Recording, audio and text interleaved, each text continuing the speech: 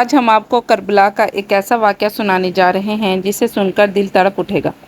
کربلا کے میدان میں جہاں بنی ہاشم بہادری میں سب سے آگے تھے، جن کا ایک فرد پورے لشکر پر بھاری تھا، لیکن ایک شخص کی بات ہی کچھ اور تھی، جس نے کئی یزیدیوں کو صرف اپنی آنکھوں سے مارا۔ سب کو بس اسی کا خوف تھا، اگر وہ میدان میں آ گیا تو کیا ہوگا۔ وہ اپنی بہادری کی وجہ سے پہچانا گیا۔ امام حسین علیہ السلام کی فوج کا علمدار، جو 30,000 کے لشکر کے لیے کافی تھا، وہ امام علی علیہ السلام کا بیٹا حضرت غازی عباس تھا۔ وہ فرات پر صرف ایک مشک پانی بھرنے آئے تھے، نہ کہ جنگ کرنے، لیکن اس کے باوجود بھی جو بھی حضرت عباس رضی اللہ عنہ کے سامنے آیا اور حضرت عباس علیہ السلام پر حملہ کیا تو اس حملے کی دفاع میں حضرت عباس کے ہاتھوں 2415 یزیدی سپاہی مارے گئے۔ حضرت عباس علیہ السلام نہر فرات کے کنارے 2415 یزیدیوں کو پیاس کی حالت میں مارتے رہے۔ آپ کے ہاتھ میں تھی تو حضرت ابن عباس علیہ السلام کی مشک۔ پانی میں ڈالتے ہوئے مشک کو آپ کے ارد گرد یزیدی کے سارے سپاہی آ گئے۔ شمر، جو کہ حضرت عباس علیہ السلام سے بہت دور کھڑا تھا، خوف کی نگاہوں سے حضرت عباس علیہ السلام کی طرف دیکھ رہا تھا۔ یزید کے سارے سپاہی حضرت عباس علیہ السلام کے سامنے جانے کی جرأت نہیں کر سکے۔ غازی عباس شیر کی طرح مشک پانی میں ڈال کر پانی بھرنے لگے۔ شمر اسی سوچ میں تھا کہ اب کیا کرنا چاہیے۔ شمر کو بھی وہ ساری باتیں یاد تھی جو عمر بن سعد نے کہی تھی کہ اگر تم اتنا خوف، اتنا ڈر رکھتے ہو تو ان کچھ سپاہیوں سے، پھر تمہیں ہاشمی نوجوانوں کا کیا کرو گے، جو حسین علیہ السلام کے خطرناک بازو ہیں۔ اگر عباس میدان میں آ جائے تو کیا کرو گے؟ یقیناً اگر عباس میدان میں آ جائے تو تم سب کے ساتھ یہاں سے بھاگ نکلو گے اور مر جاؤ گے۔ حضرت عباس علیہ السلام نے اپنے ہاتھ فرات کے پانی سے ڈالے اور خود پانی پینا چاہا۔ پانی اپنے چہرے کے قریب گیا تو وہ پانی پی نہ سکے۔ حضرت عباس علیہ السلام کو اپنی پیاس سے زیادہ بی بی سکینہ، امام حسین علیہ السلام اور گھر والوں کی پیاس زیادہ عزیز تھی، اور وہ نہیں چاہتے تھے کہ امام حسین علیہ السلام کے گھر والے پیاسے رہیں اور میں سیراب ہو جاؤں۔ حضرت عباس علیہ السلام نے وہ پانی واپس اسی فرات میں ڈال دیا اور مشک بھرنے لگے۔ اس وقت شمر نے حضرت عباس علیہ السلام سے کہا، عباس، کس چیز کو گھور رہے ہو؟ فرات کے پانی کو؟ یہ اتنی تاخیر کس کے لیے؟ یاد رکھو کہ تم اس سرزمین کی بہترین سپاہیوں میں سے ایک ہو۔ آ جاؤ اور امام حسین علیہ السلام پر اپنی جان قربان نہ کرو۔ حضرت عباس علیہ السلام اس پر کوئی توجہ نہیں دے رہے تھے۔ جب مشک پانی سے بھر گئی تو حضرت عباس علیہ السلام اٹھ کھڑے ہوئے اور واپس جانے لگے تو شمر ملعون نے کہا، نہ جاؤ عباس، رک جاؤ، موت کی طرف قدم نہ بڑھاؤ۔ جب شمر نے دیکھا کہ حضرت عباس علیہ السلام نے اس لالچ کو بھی نہیں مانا تو وہ غصے میں لال ہو گیا اور یہ سمجھ گیا کہ حضرت عباس علیہ السلام پانی لے کر گئے تو وہ سفل ہو گئے اور انہیں سفل نہیں ہونے دینا چاہتا تھا۔ شمر کے کہنے پر حضرت عباس علیہ السلام کے سامنے لشکر کے لشکر آ گئے اور حضرت عباس علیہ السلام کو روکنے لگے۔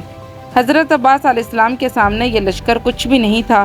حضرت عباس علیہ السلام کا مقصد ان سے جنگ کرنا نہیں تھا، بلکہ کھیتوں تک پانی پہنچانا تھا۔ حضرت عباس علیہ السلام ان سے مقابلہ کرنے لگے۔ جو بھی حضرت عباس علیہ السلام کے سامنے آتا وہ 1 سیکنڈ میں ختم ہو جاتا۔ شمر یہی چلاتا رہا، کچھ بھی کرو مگر عباس پانی نہ لے جا پائے، لیکن اس کے باوجود بھی عباس علیہ السلام بہت سے یزیدی سپاہیوں کو قتل کر کے فرات سے بہت دور آ گئے، لیکن حضرت عباس علیہ السلام کے سامنے اور چاروں طرف بہت سے سپاہی آ گئے اور انہیں گھیر لیا۔ شمر یہ چلاتا رہا کہ جاؤ اور اسے مشک چھین لو۔ حضرت عباس علیہ السلام دشمن سے مقابلہ کرتے رہے اور خیموں کی طرف نکلنے لگے۔ کسی نے درخت کی اوٹ سے ایک زوردار تیر مارا جو حضرت عباس علیہ السلام کے بازو میں لگ گیا۔ حضرت عباس علیہ السلام نے دوسرے ہاتھ میں تلوار لی اور مشک کو اپنے دانتوں میں پھنسا لیا اور دشمن سے مقابلہ جاری رکھا۔ اسی سمے درخت کی اوٹ میں سے ایک یزیدی سپاہی نے تیر سے آپ کے دائیں ہاتھ پر وار کیا۔ اس کے بعد حضرت عباس علیہ السلام کے دونوں بازو کٹ گئے۔ اب آپ مقابلہ نہیں کر سکتے تھے۔ حضرت عباس علیہ السلام نے اپنے دانتوں میں مشک پکڑی اور تیزی سے خیموں کی طرف جانے لگے۔ ان کا ارادہ تھا کہ اگر کچھ بھی ہو جائے، میں رہوں یا نہ رہوں، لیکن یہ مشک خیموں تک پہنچ جائے۔ اسی ارادے سے وہ خیموں کی طرف دوڑ رہے تھے، لیکن پھر حضرت عباس علیہ السلام کے سر مبارک پر ایک زوردار وار کیا گیا اور آپ کربلا کی زمین پر گر پڑے۔ مشک آپ کے ہاتھ سے چھوٹ گئی اور سارا پانی بہہ گیا۔ امام حسین علیہ السلام حضرت عباس علیہ السلام کے پاس آئے اور کہا، میرے پاس تم ہو تو مجھے کیا غم، یہ کیا ہو گیا کہ میں تمہیں واپس نہیں پا سکتا؟ کس طرح جاؤں اہل حرم کے پاس؟ اب میری کمر میں طاقت نہیں رہی۔ یہ میرے سب کچھ، یہ میرے بھائی، یہ تھے وہ گانجی عباس جنہوں نے امام حسین علیہ السلام پر اپنی جان قربان کر دی۔ کربلا کے میدان میں حضرت عباس علیہ السلام کی شہادت کے بعد جب امام حسین علیہ السلام خالی مشکیزہ لے کر خیموں کی طرف گئے تو بیوی سکینہ سارے بچوں کو جمع کر کے مشکیزے کو دور سے دیکھنے لگی اور فرمانے لگی، اے بچوں، میں نے کہا نہ تھا کہ میرا چچا عباس نہر سے پانی لے کر ضرور آئے گا۔ جیسے جیسے امام حسین علیہ السلام قریب آنے لگے، بی بی سکینہ کا تجسس بڑھنے لگا۔ جب امام حسین علیہ السلام کا جسم حضرت عباس رضی اللہ عنہ کے خون سے رنگین تھا اور مشک کو خالی دیکھا تو بی بی سکینہ رو کر فرمانے لگی، بابا، چچا عباس کہاں ہیں؟ امام حسین علیہ السلام نے فرمایا، سکینہ، تمہارا چچا نہر کے کنارے سو رہا ہے۔ بی بی سکینہ نے کہا، بابا، میرے اس گھر نے 3 دن سے پانی نہیں پیا۔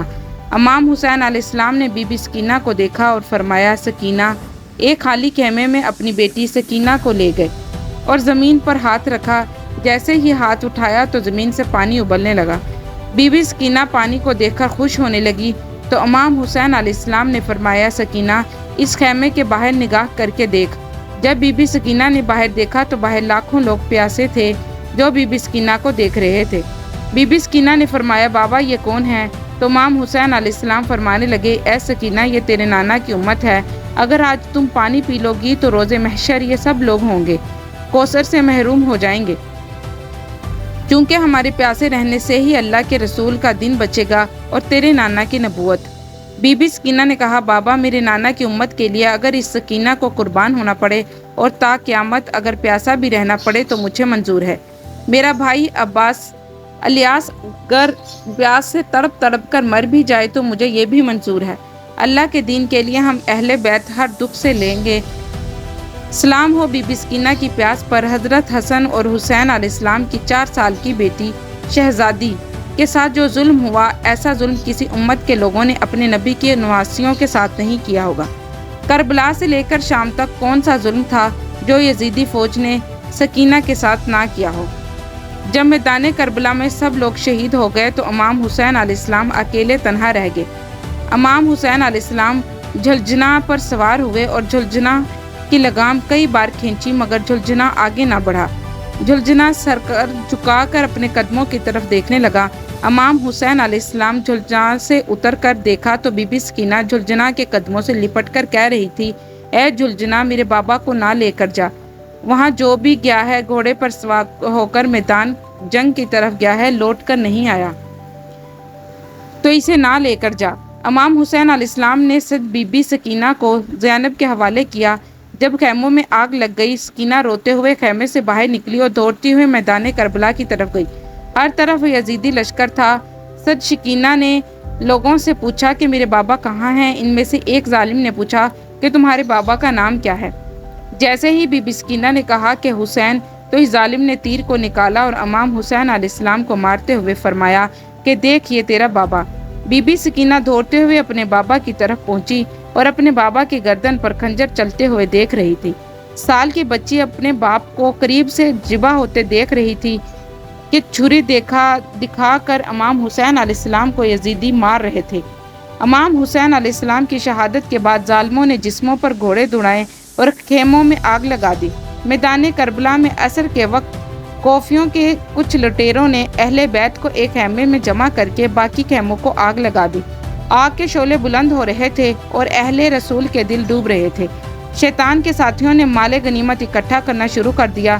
بی بی سکینہ کے کانوں کی بالیاں کھینچی گئی۔ بی بی سکینہ نے روکنا چاہا تو اسے تھپڑ مارا۔ اس سے بڑھ کر ظلم و ستم اور کیا ہوگا؟ کتنے بے حیات ہے وہ ہاتھ جو حسین کی بچی پر اٹھے، کتنے بے غیرت تھے وہ ہاتھ جو علی کی بیٹی پر اٹھے۔ عمر بن سعد نے سپاہیوں کو حکم دیا کہ اب لوٹ گھسوٹ کر ختم کرو اور یہاں سے چلو۔ خاندان اہل بیت کے تمام افراد ایک ہی خیمے میں بیٹھے ہوئے اپنی حالت جاڑ پر رو رہے تھے۔ اتنے میں ہی شام کا وقت ہوا۔ یزیدی اپنے مداروں کو دفن کرنے کے بعد اپنے پڑاؤ میں شام کے بعد جشن منا رہے تھے اور خاندان رسول کی شہزادیاں بیمار زین العابدین کے سرہانے بیٹھی اپنی حالت زار پر رو رہی تھی۔ پیاس کا احساس ہی ختم ہو چکا تھا۔ رات سر پر آ گئی تھی۔ بیوی سکینہ फरियाद कर के इस तरह खामोश हो चुकी थी जैसे मौत के गोश में पहुंच चुकी हो। इस ज़ैनब कई बार जाकर अपने भाई का सर चूम कर आती तो कभी खेमे में आकर बीमार ज़ैनुल आबदीन को देखती। रात आधी से ज्यादा ढल चुकी थी। अचानक बीबी ज़ैनब ने जो साए देखे तो बीबी ज़ैनब ने बुलंद आवाज से फरमाया, आगे मत आना, एक पर्दा नशी अपने भाई की लाश पर पहरा दे रही है। आवाज आई, बेटी हम गैर नहीं हैं, हम भी तेरा पहरा ही देखने आए हैं। बीबी ज़ैनब ने पहचान लिया कि ये तो मेरे बाबा अली की आवाज़ है। तसल्ली के लिए दोबारा आवाज़ दी, आप कौन हैं, पहले बताओ फिर आगे बढ़ना। आवाज़ आई, बेटी हम आगे नहीं आएंगे, मेरे गमजरा बेटी सब्र रखो, मैं तेरा बाप अली हूँ और ये तेरी माँ फातिमा बिनते रसूल हैं। हम तुम्हारा पहरा देखने के लिए आए हैं। बीबी ज़ैनब ने बेकरारी से आवाज़ दी, अम्मी जान। आवाज़ आई, जी क्या बात है। बीबी ज़ैनब कहने लगी, अम्मी जान आप रुक क्यों गईं, आकर मेरे भाई की लाश तो देखें, मुझे दिलासा तो दे जाओ। आवाज़ आई, बेटी मैं आगे नहीं आ सकती। बीबी ज़ैनब ने आवाज़ दी, अब्बा जान। आवाज़ आई, जी बेटी। बीबी ज़ैनब फरमाने लगी, अब्बा जान आप सुबह क्यों नहीं आए, उस वक्त क्यों नहीं आए जब हमारा घराना लुट रहा था, उस वक्त क्यों नहीं आए जब अली असगर को तीर मारकर शहीद किया गया और अली इस अकबर को और असगर को तीर खाकर दम तोड़ा, और जब अली अकबर की लाश को उठाते वक्त मेरे भाई की कमर ढेर हो चुकी थी, जब कासिम के जवानी लौटी गई, जब अब्बास को बाजू कलम किए गए, जब मेरे भाई का सर काटा गया। बाबा को उस वक्त आना था जब हुसैन का सीना तीरों और तलवारों से छनी हुआ था। आप उस वक्त क्यों नहीं आए जब मेरे भाई के गले में तीर फंसा हुआ था। मेरे बाबा तो उस वक्त भी आपको बुलाती रही कि या मदद अब्बा जान। आवाज़ आई, बेटी हम उस वक्त भी आए थे, तुम्हारी अम्मी साथ ही थी, तुम्हारे नाना भी साथ थे। हमने तुम्हारा पूरा इम्तहान अपनी आंखों से देखा, तुम्हारे नाना शहीदों के खून की बोतल में जमा करते रहे, हमने सब कुछ अपनी आंखों से देखा है। मेरे बेटे हुसैन ने वैसा ही इम्तहान लिया जैसा इसके नाना हजूर चाहते थे। तुम्हारी अम्मी अपनी कुर्बानियों से पूरी तरह मुतमईन हैं। तुम्हारे भाई और भतीजे जन्नत में पहुंच चुके हैं और वहां आराम कर रहे हैं। ए मेरे लख्ते जिगर, तुम्हारा इम्तहान अभी बाकी है। तुम बिनते रसूल के दूध की लाज रखोगी। सब्र और शुक्र से रहना, अल्लाह सब्र करने वालों के साथ है। फिर आवाज़ आना बंद हो गई। बीबी सकीना के दिल को काफ़ी इत्मीनान हासिल हो गया। सुबह हुई और अहले बैत को कोफा ले जाया जा रहा था तो बीबी ज़ैनब ने मदीना की तरफ रुख करके इस तरह फरियाद की कि सुनने वालों को सीने चाक हो गए। यजीदी लश्कर ने बीबियों को कैद कर लिया और इन्हें पैदल ही सड़कों पर चलाया ताकि लोग इबरत हासिल करें। इस मजलूम काफिले को कोफा से दमिश्क ले गया और वहाँ दरबारी यजीद में पेश किया गया। इस वक्त एक औरत यजीद की बीवी हिंद के पास आई और कहने लगी, हिंद अभी अभी कुछ कायदी आए हैं, इन्हें देखकर दिल दहल जाता है। वो उठी और इसने उम्दा लिबास पहना, अपनी चादर ओढ़ी और वहीं पर आकर बीबी ज़ैनब से जब इसे गौर से देखा तो इसे जान लिया। अपनी बहन बूम से कहा, बहन क्या तू इस औरत को जानती हो? कुलधूम ने जवाब दिया, नहीं मैं इसे नहीं पहचानती। बीवी ज़ैनब ने फरमाया, ये हमारी कनीज़े हिंद बिनते अब्दुल्ला है जो हमारे घर में ही कामकाज किया करती थी। हिंद ने बीबी ज़ैनब से पूछा, आप लोग किस इलाके से हैं? बीबी ज़ैनब ने फरमाया, हम मदीना मुनव्वरा के रहने वाले हैं। जब हिंद ने मदीना मुनव्वरा का नाम सुना तो वो अपनी कुर्सी से उठ खड़ी हुई और इज़्ज़त में खड़ी हो गई और पूछने लगी, क्या आप मदीना मुनव्वरा को जानती हैं? बीबी ज़ैनब ने फरमाया, तुम किन मदीना मुनव्वरा वालों के बारे में पूछ रही हो? हिंद ने कहा कि मैं अपने आँख का मौलाना इमाम अली हुसैन अलैहिस्सलाम और उनके घर वालों के बारे में पूछना चाहती हूँ। बीबी ज़ैनब ने अश्कबार आंखों से फरमाया, तुमने अली अलैहिस्सलाम के घर के बारे में पूछा है, अब इस घर को खाली छोड़ आए हैं। तुमने इमाम हुसैन अलैहिस्सलाम का पूछा है तो ये देखो तुम्हारे आका इमाम हुसैन अलैहिस्सलाम का सर तुम्हारे शोहर यजीद के सामने रखा। तुमने औलाद अली के बारे में पूछा है तो हम हज़रत अब्बास अलैहिस्सलाम और सारे नौजवानों को करबला के तपते रेगिस्तान में बेगुसल और बिना कफन छोड़ आए हैं। और तुमने ज़ैनब के बारे में पूछा है तो मैं ज़ैनब हूँ और ये मेरी बहन। बीबी ज़ैनब की ये बातें सुनकर हिंद की चीख निकल गई और वो सीने पर हाथ मारकर कहने लगी, हाय मेरी आँख की छातियों को क्या हो गया, काश मैं अंधी हो जाती और फातिमा की बेटियों को इस हाल में ना देखती। हिंद उठी और अपनी चादर उतार कर यजीद के सामने आई। यजीद इस वक्त बाहर से आए हुए कुछ लोगों के साथ बैठा हुआ था।